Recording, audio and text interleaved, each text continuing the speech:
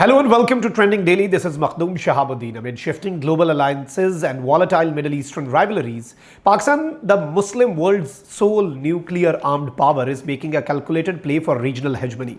Islamabad is actively capitalizing on its deep-seated military ties with Saudi Arabia and Türkiye, attempting to transition from a regional player into a central anchor of the Middle Eastern security. Beyond acting as a high-stakes mediator between the United States and Iran, Pakistan is aggressively pursuing defense agreements and military sales.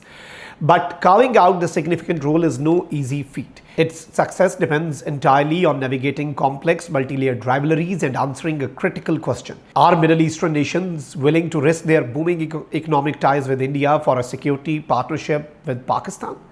To understand Pakistan's modern strategy, we have to look back. Since 1947, when the British Raj partitioned the subcontinent, Pakistan has viewed India as its primary strategic adversary.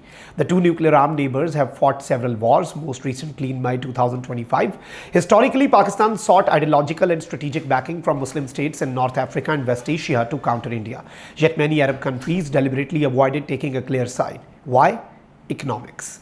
Consider this stark reality. India maintains a massive $41 billion annual trade relationship with Saudi Arabia, nearly half of Pakistan's total global trade volume of $90 billion. Riyadh values its commercial ties with New Delhi far too much to ever envisage fighting India alongside Pakistan. This economic reality creates a ceiling on how far security integration can go. Despite these economic contradictions, Pakistani leaders believe they have fundamentally shifted this historical dynamic. On September 17, 2025, Pakistan and Saudi Arabia signed the landmark Strategic Mutual Defense Agreement. While the precise text remains classified, statements from top leadership suggest the pact goes far beyond symbolism. Built on long-standing security partnerships that include training and troop deployments, the SMDA operates on a core premise. An attack on either country constitutes an attack on both. Furthermore, in January 2026, Pakistan, Saudi Arabia and Türkiye announced negotiations for a broader defense framework, raising the tantalizing albeit controversial prospect of a treaty-based institutionalized collective defense system resembling a Muslim NATO.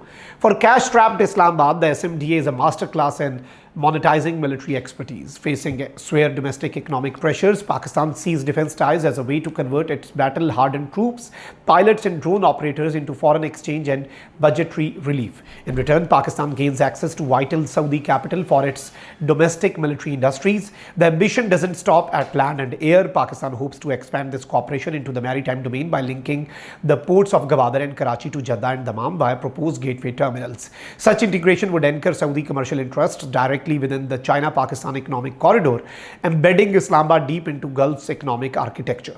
However, Pakistan's reliability as a security partner faces profound structural limits. The rise of Iranian influence across the Arab world has fractured the traditional paradigm of Muslim solidarity. Unlike past decades, modern conflicts pit Muslims against Muslims, forcing Pakistan into uncomfortable positions of neutrality.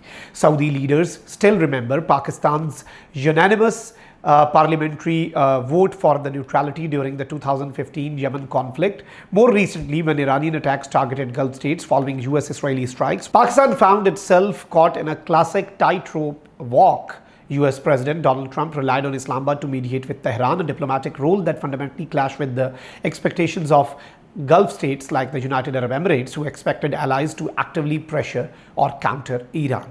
Meanwhile, external heavyweights are pulling the strings behind the scenes. Turkey views the emerging trilateral framework not as a departure from NATO, but as a tool for strategic flexibility. As a rapidly growing arms exporter, Ankara sees direct access to Gulf procurement pipelines for drones, armored vehicles, and air defense systems. China, though not a formal signatory to the SMDA, stands to gain immense indirect benefits. With roughly 80% of Pakistan's recent defense imports originating from China, including co-produced systems like the JF-17 aircraft, any expansion of Pakistani military influence naturally embeds Chinese origin defense infrastructure deeper into the Middle East. Ultimately, Pakistan faces two stark scenarios. In the most likely outcome, Islamabad successfully threads the needle as a regional mediator rather than a direct combatant, balancing Washington, Tehran and Riyadh. The less likely outcome, escalating regional crisis, forced Pakistan and Saudi Arabia into active military entanglement, putting the true viability of the SMDA and the dream of a collective security pact to the ultimate test. This was Trending Daily. I'm Makhdoom Shahabuddin. See you in the next episode.